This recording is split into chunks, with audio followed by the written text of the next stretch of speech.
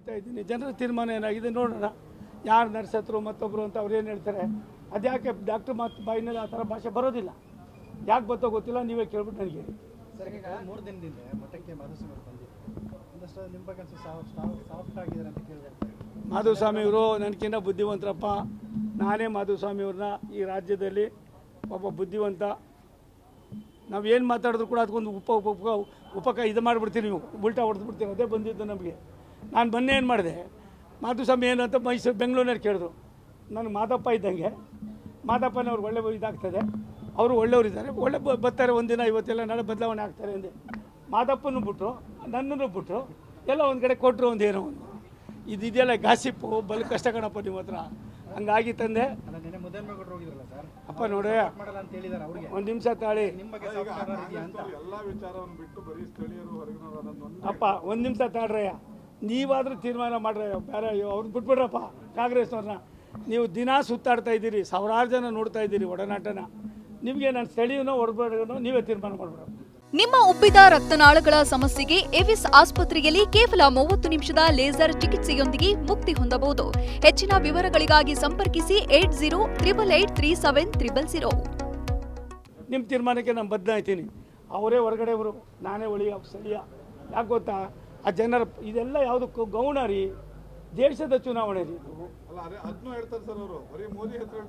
ಅಯ್ಯೋ ಹೌದಪ್ಪ, ನೀವ್ಯಾರ ಹೆಸರು ಹೇಳಿ ಕೇಳ್ತಾ ಇದ್ರಿ? ಇಂದಿರಾ ಗಾಂಧಿ ಅವ್ರ ಹೆಸರು ಹೇಳ್ಕೊಂಡು ಎಷ್ಟು ವರ್ಷ ಕೇಳಿದ್ರಿ? ಗರೀಬ್ ಬೇಟಾ ವರ್ಷ ಕೇಳಿದ್ರಿ? ನಿಮ್ಮಲ್ಲಿ ಪಾರ್ಟಿ ನಾಯಕನೇ ಇಲ್ಲ ನಿಮಗೆ ಪ್ರೈಮ್ ಮಿನಿಸ್ಟರ್ ಆಗೋಕ್ಕೆ. ನಮ್ಗೆ ಈ ದೇಶ ಮುನ್ನಡೆಸ್ತಕ್ಕಂಥವ್ರು, ಈ ದೇಶದ ಪ್ರಧಾನಿ ಆಗೋರು, ಅವ್ರಿಗೋಸ್ಕರ ಅವ್ರ ನಾಯಕತ್ವದಲ್ಲಿ ಈ ಚುನಾವಣೆ ನಡೆಯೋದು. ಅದನ್ನು ನಾನು ಹೇಳ್ತಾ ಇಲ್ಲ.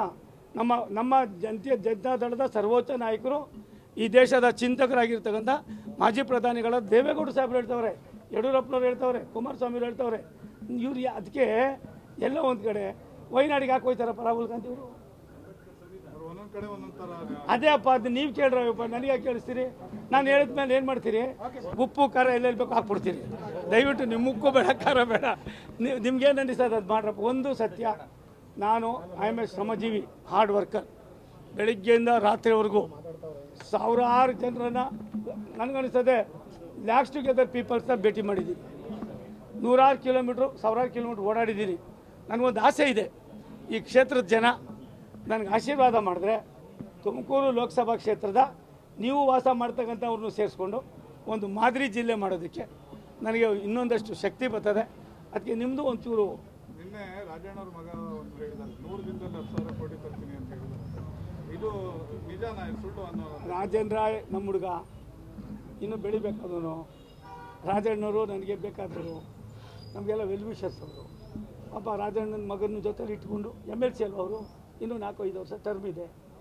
ಹೆಂಗೆ ಮಾಡಬೇಕು ಅಂತ MP ಆದಮೇಲೆ ರಾಜೇಂದ್ರ ನನ್ನ ಜೊತೆಲೇ ಇರ್ತಾರೆ. ನಾನು ರಾಜಣ್ಣವರು ಯಾರು ಇವರು ನಿಮ್ಮ ಪರಮೇಶ್ವರು ಮತ್ತು ಎಲ್ಲ 10 ಜನ 8 ಜನ MLAಗಳು ಒಟ್ಟಿಗೆ ಇರ್ತೀವಿ.